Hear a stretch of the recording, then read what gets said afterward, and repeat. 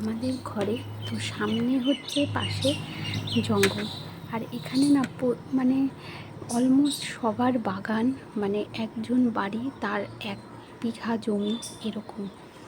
এই জায়গাটা হচ্ছে কলকাতার মধ্যে, ধরো বিশাল বড় কলকাতার মধ্যে সল্টলেক এইরকম একটা জায়গা। তারাও তোমাদের দেখাই।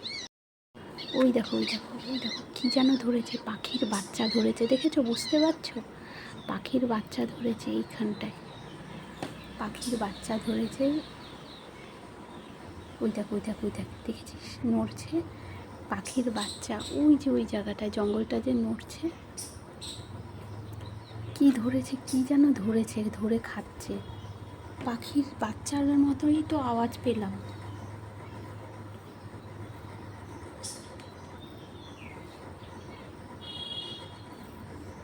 ব্যাস খেয়ে ফেললো।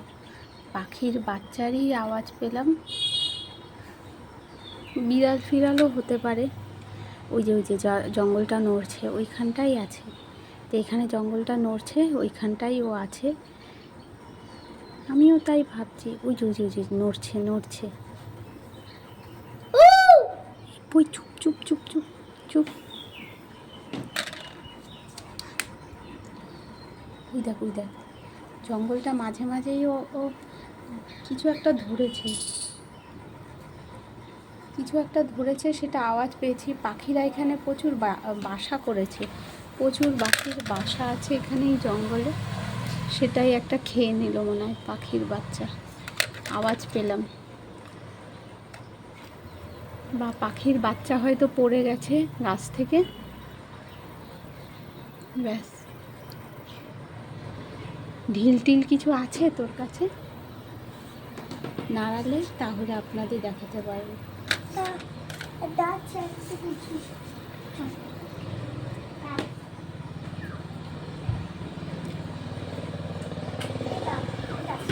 হ্যাঁ, এটা ফেলবো, এটা কাজে লাগে না আমাদের। এই বই ফেলবি না, ওই ওই ভিতরে জঙ্গল, অত দূর যাবেও না ওটা, পাগল। আমি দেখতে। এই ফেলবি না, এটা কাজে লাগে, ফেলবি না ঝুড়িটা। কেন কাজে লাগে কেন?